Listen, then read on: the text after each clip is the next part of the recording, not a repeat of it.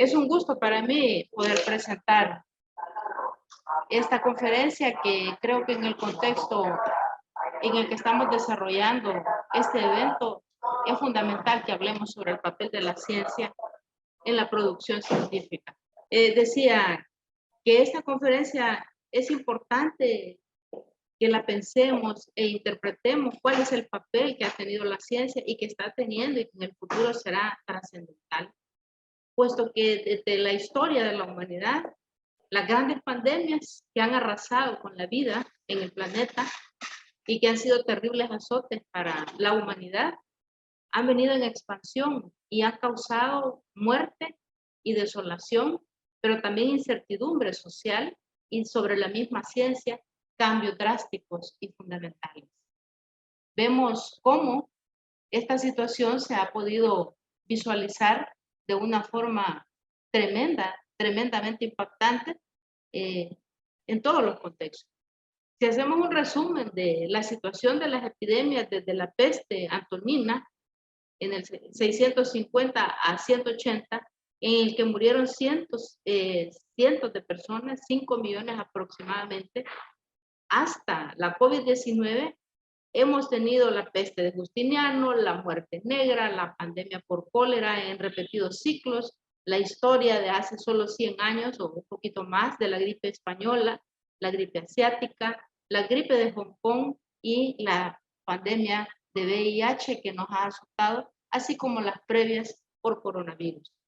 La peste antonina fue quizás la primera peste documentada que afectó globalmente al mundo occidental y que perturbó notablemente las dimensiones y el quehacer económico, político, religioso y cultural del mundo romano. La literatura especializada menciona que más o menos se alcanzó un 10% de mortalidad de la población, y la existencia del Imperio Romano con este fuerte carácter ecuménico que ha tenido hizo que su expansión territorial incluso se viera limitada.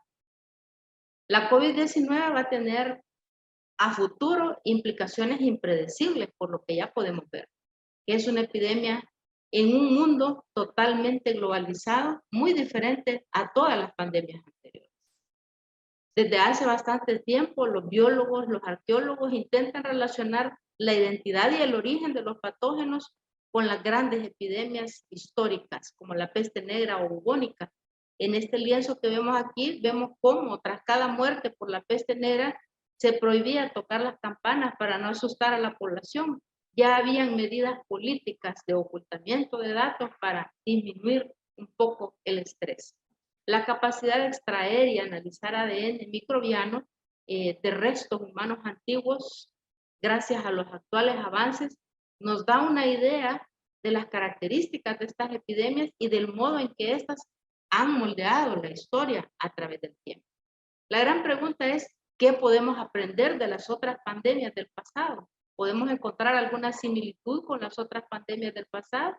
Pues sí, claro que sí. Ha habido siempre pánico desatado en la población, medidas tomadas por las autoridades para frenar el contagio, siempre, repercusiones económicas, médicas, demográficas, y la epidemia de COVID guarda paralelismo con todas estas epidemias.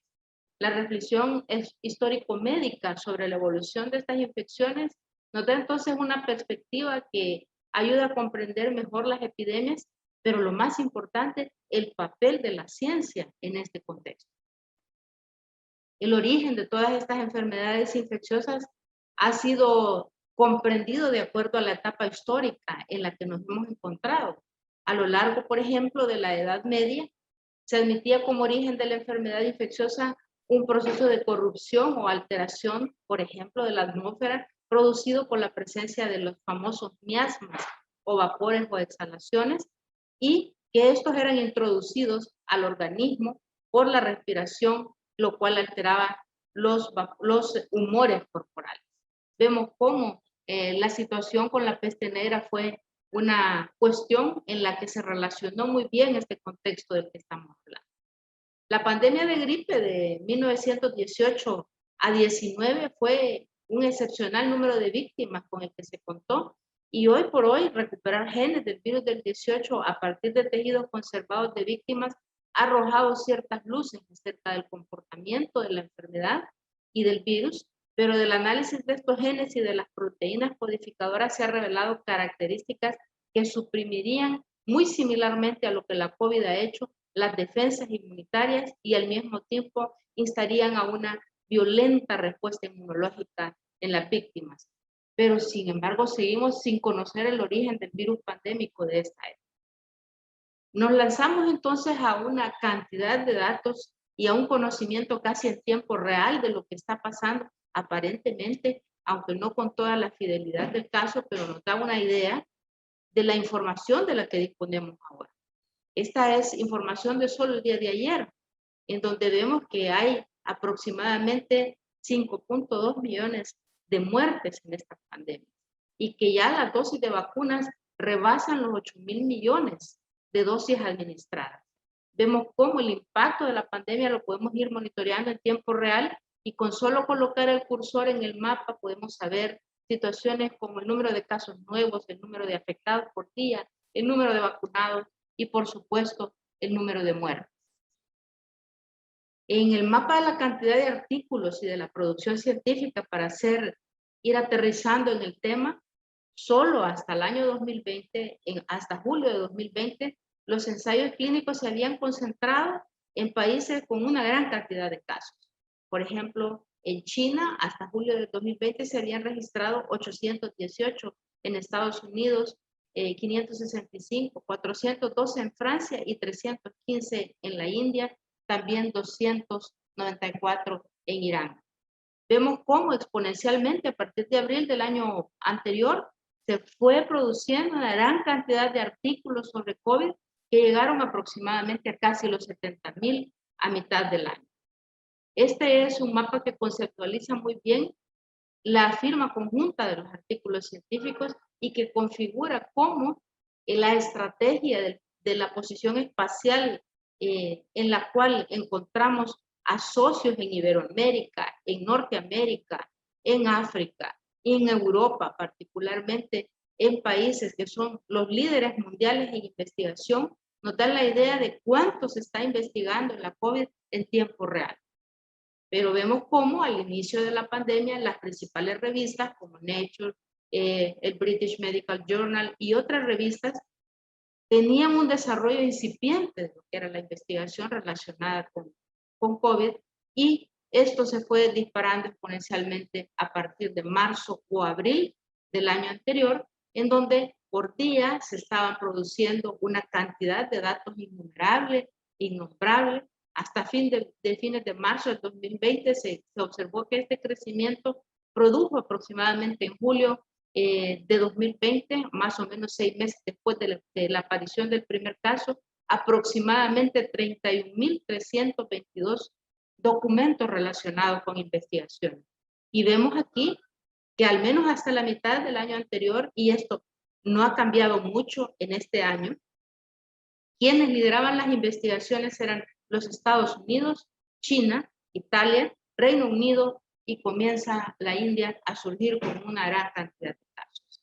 Si vemos en este mapa conceptual, en la zona central vemos un clúster que se concentra y que contiene la investigación biomolecular en torno al virus, su funcionamiento genético y los posibles mecanismos de bloqueo e inhibición. Arriba ustedes observan un clúster que aborda las lesiones más importantes provocadas por el virus. Abajo se ubican las técnicas de diagnóstico por PCR y toda la expansión muy fina sobre el diagnóstico molecular y los estudios relacionados. Abajo a la izquierda, el clúster de los efectos psicológicos de la pandemia que cada vez más están inquietando al mundo y se está generando investigación.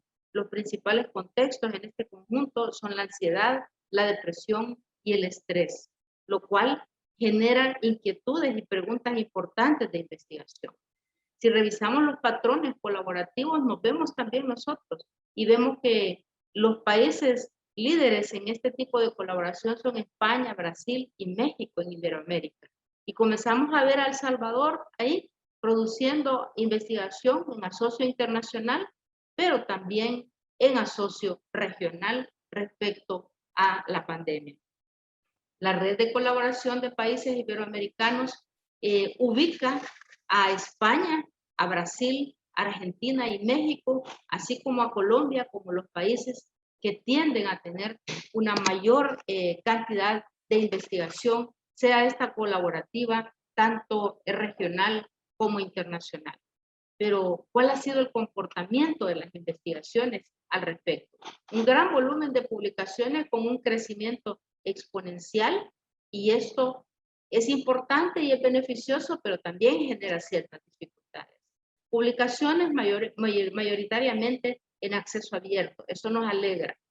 Repositorios de preprints con nuevas vías de difusión, aumento de artículos no originales, una menor cantidad de publicaciones de temas no COVID, o sea, estamos dejando de lado las otras preguntas de investigación de los otros grandes problemas de salud, y dos características que también son importantes de reconocer. Una mayor rapidez en la revisión y la publicación de manuscritos como nunca antes habíamos visto, y una incertidumbre ante la calidad de lo publicado. Vemos aquí que en Iberoamérica, ¿quiénes lideran esta investigación? Bueno, universidades como la de Sao Paulo, el Hospital Universitario La Paz, el Universitario Ramón y Cajal, el Universitario del Valle d'Hebron en Barcelona y el Universitario 12 de Octubre también, así como el Hospital Clínico San Carlos. Vemos cómo la investigación es predominantemente de instituciones de educación superior y de entidades clínicas ubicadas en España y Brasil principalmente.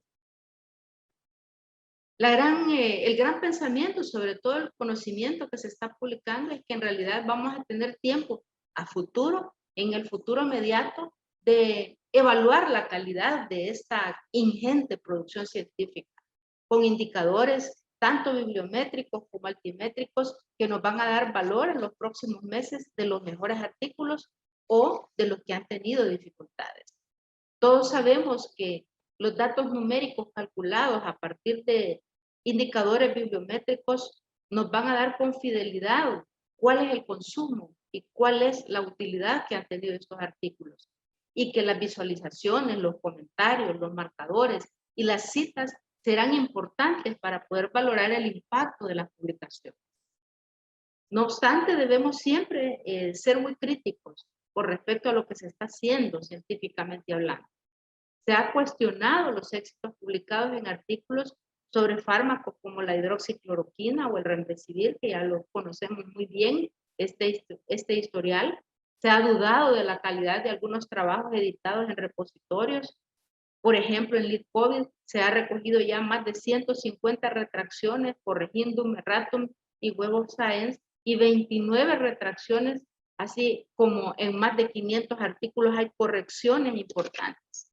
Y esto nos debe hacer pensar en realidad en cuál es el papel de la ciencia en cada una de estas producciones tan aceleradas en un momento tan particular. Quiero tocar el asunto de las vacunas. Todos conocemos la excepcionalidad de esta pandemia en la aceleración del conocimiento, y la vacuna no ha sido la excepción. Hemos fabricado vacunas en menor tiempo y de diferentes tipos. Vacunas con virus inactivados, atenuados, vacunas vectorizadas, vacunas a base de ácido nucleico y vacunas de las subunidades proteicas. Hemos visto con la producción científica cómo hay en realidad tres formas elementales de tratar la COVID. La primera, quizás en resumen, todos aquellos fármacos dirigidos a bloquear la replicación del virus. Una segunda forma, impidiendo la entrada de las células por medio de cócteles principalmente de múltiples anticuerpos, tanto humanos como monoclonales. Y un tercer mecanismo que es reduciendo la hiperreacción del sistema inmunitario y la dificultad respiratoria, particularmente con mecanismos de acción enfocados a anticuerpos que bloquean la señal de las interleuquinas proinflamatorias, de la acción de las células madre y de la inhibición de células inflamatorias. Pero esto va más allá. Hay ya mucho en el camino andado y producción científica que demuestra una estrategia basada en CRISPR-Cas13 acerca de la técnica Pacman, esta técnica en la cual hay una prometedora un prometedor enfoque para el tratamiento con el enfoque Pacman potencialmente para el tratamiento de pan-coronavirus más rápidamente implementable frente a cepas pandémicas como esa que está causando muerte, de modo que CRISPR y la edición genética que ha venido para quedarse y para desarrollarse podría tener un impacto importante en los tratamientos de la COVID-19. Pero siguiendo con la producción científica, vemos como LeadCOVID ya este año nos está diciendo desde un número de publicaciones de 500 publicaciones al día o a la semana hasta 4.500 cada semana. Tendríamos que no dormir nunca por largos años para poder conocer todo lo que se está produciendo a nivel mundial. LeadCOVID nos refleja de forma importante la cantidad de producción científica sobre el tema en Scopus, en Web of Science, por ejemplo, acerca de la producción de ensayos clínicos y de otras modalidades de investigación. Ya desde hace más de una década se está hablando de los costos reales de publicar investigación. Hasta hace una década veíamos la tendencia a disminuir el costo por publicar. Ahora tenemos una política de acceso abierto, pero siguen habiendo problemas. Y en la pandemia, los problemas de inequidad, especialmente para el género femenino, en el que se ve una brecha muy grande de acceso a publicaciones y de liderazgo en las publicaciones de nosotras las mujeres, es importante. Y esto tiene que ver con el confinamiento y con el papel que como madres o mujeres podemos ejercer en nuestros hogares. Esto está reflejado completamente en el impacto de nuestra participación en ensayos clínicos, en preregistros, en el impacto de registro económico al respecto de las publicaciones.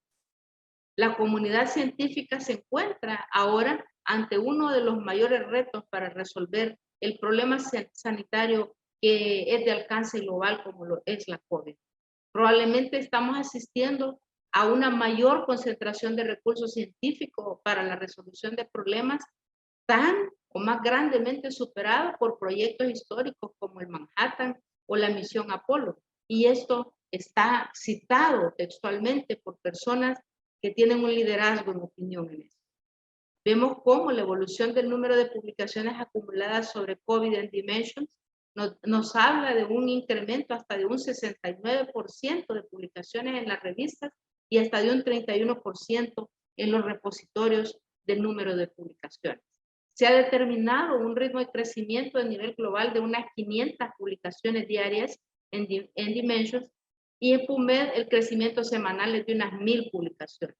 Entonces nos encontramos ante un fenómeno clásico bibliométrico de crecimiento exponencial desde las bases de datos con modelos más tradicionales en donde se ve perjudicado por el enlentecimiento de la burocracia de estas bases el acceso a este registro.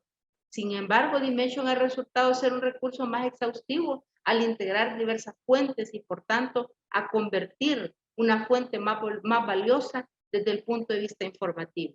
Así mismo vemos cómo no podía de otra manera PubMed mantenerse como la gran base de datos de referencia con una respuesta y una cobertura considerable. El reto actual entonces no solo atañe al ámbito médico, sino también exige, como veíamos en la conferencia que me antecedieron, una respuesta de profesionales de la información ante una explosión de información sin precedentes que nos sitúa en el centro de la pandemia informativa, la infodemia. La crisis entonces de COVID puede generar evidencias que contribuyen al desarrollo de políticas fundamentadas en evidencia, pero que respondan a preocupaciones con muchas áreas de conocimiento. Por ejemplo, cambio climático y riesgo de desastres. Este es un punto en el cual la COVID-19 también tiene mucho que decirnos, más allá de las explicaciones biológicas y epidemiológicas de vital importancia. Esto es particularmente importante, particularmente relevante cuando vemos la vulnerabilidad tanto social como económica que le ha impreso la COVID a las personas más susceptibles en el mundo, a los países en vías de desarrollo y al impacto económico mundial. Y esta característica quiero detenerme en tocarla porque la característica del acceso abierto a las investigaciones es una necesidad urgente desde el punto de vista científico, pero que sea transparente y abierta sin infringir la privacidad de las personas. La comunicación científica, la investigación de datos, ofrece componentes claves que debe crear conocimiento científico, manteniendo no solo la intimidad, sino la autonomía y la voluntad de las personas. Y reconocer cómo la creación de este nuevo conocimiento debe hacer frente a la gestión de riesgos de emergencia y a la creación de un campo abierto, equitativo y de proporcionar acceso incondicional y completamente abierto al conocimiento científico, a las tecnologías y a los procesos de elaboración de investigaciones a la comunidad científica de los países desarrollados y más de los países en desarrollo como el nuestro. El acceso a datos verificados y a datos revisados de pares evaluadores, a artículos de revistas y de libros de registro de laboratorio es fundamental para encontrar una cura y para terminar con la crisis que está en curso. Esto es vital que lo pensemos. Quiero tocar brevemente cómo este conjunto de datos bibliográficos que recogen datos estructurados de diferentes organizaciones y entidades que se dedican a metadatos y a administrarlos, tales como la Organización Mundial de la Salud, PubMed Central, BioRxiv, Medrxiv, están destacando cómo la diferencia entre unos y otros la marca el volumen de datos que contenga, destacando, por ejemplo, COR19, en donde existe una gran sinergia de todos estos tipos de datos para poder hacer un lanzamiento de descargas 75,000 veces mayor que las previas y que ha servido como una base de muchos sistemas de minería y de descubrimiento de texto importantes en el mundo, especialmente para los preprints y para más de la mitad de los artículos de acceso abierto. El panorama editorial está cambiando rápidamente. Hace unas décadas, casi todas las revistas se basaban en suscripciones totalmente pagadas por bibliotecas, por universidades, por institutos o personalmente. Durante este siglo y especialmente durante los 2 últimos años hemos visto un fuerte crecimiento de las revistas de acceso abierto, donde el costo de la publicación está cubierta totalmente por entidades, por instituciones o incluso por personas. Hay una conciencia cada vez mayor en la sociedad que resulta que la investigación financiada debe ser de libre acceso y los científicos, los responsables de la formulación de políticas, los periodistas y otras partes interesadas deberían poder acceder a la información más reciente sin tener que pagar grandes costos a los editores. Esto es lo éticamente imperante, lo éticamente aceptable. En emergencias mundiales como esta pandemia, la política de ciencia abierta podría eliminar obstáculos para la libre circulación de datos e ideas de investigación y así acelerar el ritmo de la investigación que resulta fundamental para combatir la enfermedad y disminuir el número de muertes y el impacto social y económico. Si bien la colaboración y el intercambio de datos a escala mundial de verdad que ha alcanzado niveles sin precedentes actualmente, prevalecen grandes desafíos.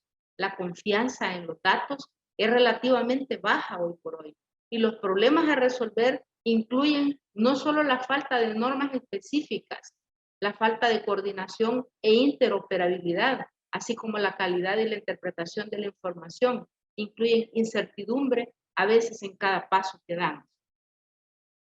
Para reforzar la contribución de esta ciencia abierta a la respuesta ante la COVID, siempre es necesario que los formuladores de políticas se aseguren de brindar modelos adecuados de gestión de datos, normas interoperables, acuerdos de intercambio de datos sostenibles para participar en el sector público y en el sector privado e incluso en la sociedad civil, incentivos para los investigadores, infraestructura sostenible y capacidades humanas e institucionales, así como mecanismos de acción a la información a través de fronteras.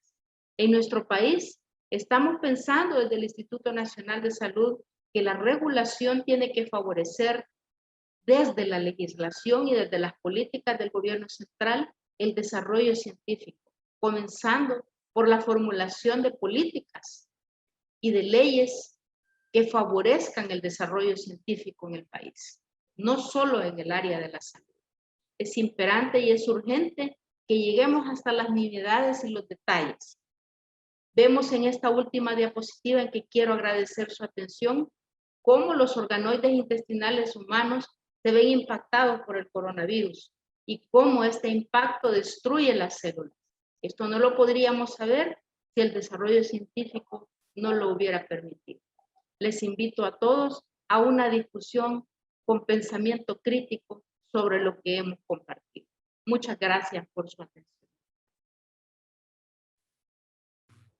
Gracias, doctora.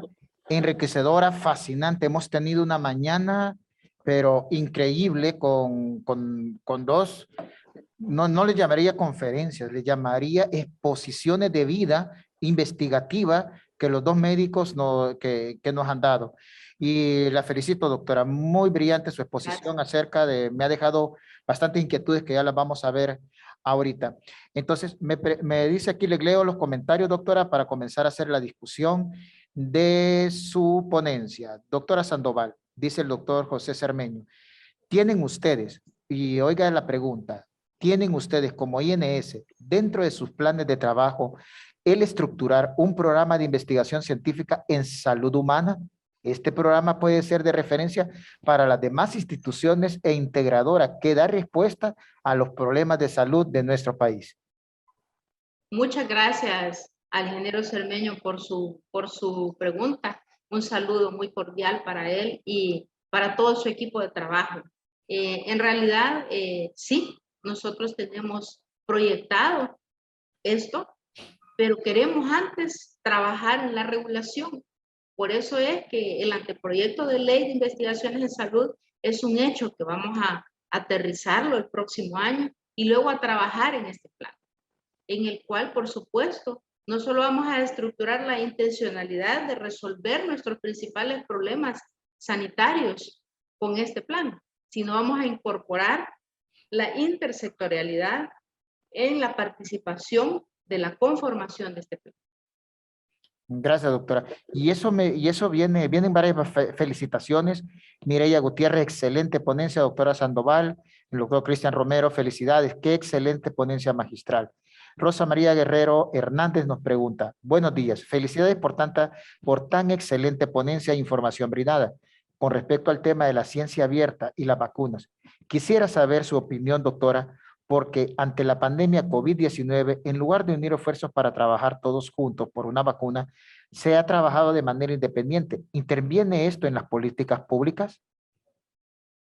Muchas gracias por la pregunta, porque creo que hay temas muy álgidos en esta pandemia. Correcto. La información científica en general es uno de ellos.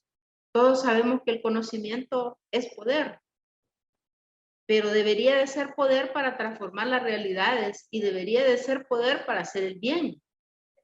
Ese debería de ser la finalidad de la ciencia, en el conocimiento en general. Desgraciadamente, en vacunas, los intereses de las transnacionales, económicos y políticos han imperado y la desinformación ha sido utilizada como una estrategia para generar miedo a la administración de las vacunas, para relegar ciertas vacunas y proponer otras como las de mejor calidad, cuando en un proceso acelerado de producción de la vacuna hemos visto la historia natural de la vacuna, que antes veíamos en 5 años o antes, mucho antes, en 10 años, la velocidad de producción, hoy en 1 año o en mucho más breve tiempo. De modo que esta individualización de intereses tiene que ver más que todo con intereses económicos. Tristemente todavía imperan en la historia de la humanidad intereses económicos e intereses políticos muchas veces. No hablo de mi país, hablo del mundo. Hablo del mundo. Desgraciadamente es así. Deberíamos confluir esfuerzos en generar vacunas que no resuelvan temporalmente los problemas, que los resuelvan de forma definitiva. La gran pregunta es, ¿por qué si tenemos la tecnología para hacer una vacuna que elimine definitivamente el problema? Y hablo de la técnica de fabricación de la vacuna, ¿por qué hacemos una medida paliativa que solo va a generar un alivio temporal al problema? Va a disminuir la tasa de mortalidad, el número de contagios, pero no va a generar una inmunidad definitiva. La gran pregunta es, ¿por qué si pudimos lograrlo en tiempo récord, no lo hemos hecho con la efectividad suficiente? ¿Será porque hay intereses económicos o geopolíticos? Lo dejo a discusión y al pensamiento de todos los que estamos en este momento reunidos. Me parece triste esto, porque como lo he dicho en otras conferencias, creo que una política de ciencia abierta es éticamente lo más urgente, y no solamente para este país, para los principales países que lideran la ciencia en el mundo. La política de ciencia abierta debería ser un derecho fundamental humano, no una cuestión de moda. Gracias, doctora. Y esto me lleva para enlazar esta pregunta, por lo que nos acaba de responder, doctora Sandoval. Entonces, ¿cómo evitar nosotros como científicos, como profesionales, este sesgo racional ante tanta información o infodemia, como usted lo mencionó, para poder tomar que ese sesgo racional que tenemos podamos hacerlo con de la mejor manera? El deber ético del investigador es opinar, emitir un juicio de acuerdo a su conocimiento y a la evidencia científica más actualizada, sugerir, dar opiniones técnicas, generar soluciones a las preguntas de investigación para hacer un impacto en las políticas. Pero nuestro carácter de asesor, desgraciadamente, no pasa de eso. Y esto no estoy hablando de mí, estoy hablando del mundo entero. Podemos ver al doctor Fauci en Estados Unidos, podemos ver los ejemplos de grandes científicos en el mundo que han tenido que emitir sus opiniones en voz baja. No es una situación del país, es una situación del mundo. Si vamos a ser críticos, el sesgo no es nuestro, es un sesgo que tiene que ver con cuestiones más complejas como la geopolítica, la economía y cuestiones muy estructurales relacionadas con cambios sociales. Desgraciadamente es así, esa es la naturaleza humana. Nuestro deber ético y nuestro comportamiento como profesionales de la salud que nos dedicamos a la investigación es arrojar luz sobre las políticas sanitarias con conocimiento y conducta profesional. Excelente. Con respecto a de lo que mencionó y que quedé fascinado con esto, sobre lo que nos mostraba en unas láminas acerca de lo de las revistas científicas, que casi todas, o sea, no tienen ese open access que se tienen y para muestra, solo la revista JAMA para poder publicar andan entre 800, $1,500, en New England entre 900, 1,200, el British Medical Journal anda entre 900 a 1,500 y usted lo mencionó muy bien, esta inequidad que hay para poder. ¿Qué podemos hacer nosotros para poder publicar como investigadores en base a lo que usted nos acaba de mencionar, doctora? Creo que una respuesta muy práctica podría ser publicar en las revistas que tenemos indexadas. Nosotros tenemos una revista indexada, utilicémosla. Estamos luchando por internacionalizarla mucho más, no solo desde el punto de vista de la calidad de la revista, sino también ponerla en un idioma en el que lean más investigadores. La revista va a ser bilingüe dentro de muy poco, va a ser leída también en inglés y esta es una forma de lanzar nuestra revista y nuestros conocimientos a un nivel mucho más amplio de investigadores. Creo que esta sería una de las propuestas. Y la otra es promover como Instituto Nacional de Salud y como Ministerio de Salud que haya una política de ciencia abierta concreta. La primera es acceso abierto al conocimiento, gratuito, con fines humanitarios. Y esto pasa porque cualquier revista de cualquier cantidad de prestigio debería de ser gratuito el acceso para la toma de decisiones de los servidores públicos particularmente. Excelente, doctora. Veralín Morales, excelente ponencia, muy interesantes. Frecia Serna en las redes nos dice, gracias, doctora Sandoval, por su excelente ponencia, muy ilustrativa. Y Dalia de Sánchez, excelente tema y su desarrollo. Muy bien, doctora Sandoval, felicidades. Gloria Arias, excelente definición que expresa de la ciencia. Felicidades, doctora. Y Rosa María Guerrero, excelente respuesta. Y Araceli Pérez, excelente, doctora Sandoval, escribir y especializar la edición científica en la revista Alerta, pero hay que tener mucho cuidado con la endogamia. ¿Qué podría opinar? Definitivamente, definitivamente. Hay que tener cuidado con la endogamia, pero también hay que ser muy realistas. ¿Cuántos investigadores tienen la disposición de venir y publicar? La endogamia no es una cuestión que dependa nada más de nosotros. Depende del número de investigadores que son capaces de llegar a una publicación. Y esto es una cuestión en la que debemos tener un pensamiento también genuinamente crítico. ¿Cuántas personas están capacitadas para escribir en la revista? Nuestro reto es capacitar a más, para bajar cada vez más la endogamia. La siguiente pregunta. ¿Se ha medido el impacto de esta información, esta infoinformación sobre la pandemia, doctora? Sí, hay ya publicaciones preliminares que están midiendo el impacto con indicadores bibliométricos y altimétricos, pero creo que hay que esperar un tiempo para medir en realidad el impacto no solamente de las publicaciones, sino de la incertidumbre ante ciertas publicaciones que han pasado de ser verdades absolutas a totalmente mentiras, o tal vez no mentiras, sino cuestiones que no deberían de haberse hecho. Creo que esto en el futuro inmediato va a ser mucho más amplia la información de la que se va a disponer. Entiendo que hay países que están trabajando específicamente en el impacto y sería muy bueno que nosotros tuviéramos una iniciativa como país para trabajar en ello. Gracias, doctora. Y una última pregunta, que esto y con lo que mencionaba usted, de que con tanta información no podríamos dormir, llegaríamos a nuestros trabajos todos desvelados, viendo todo eso. ¿Qué Y no recomendación? alcanzaríamos, y no alcanzaríamos a terminar. A terminarlo, ¿qué recomendación para los que están conectados y los que estamos presenciales también nos daría para poder alcanzar y poder mejor leer lo recomendable según su experiencia y su experticia?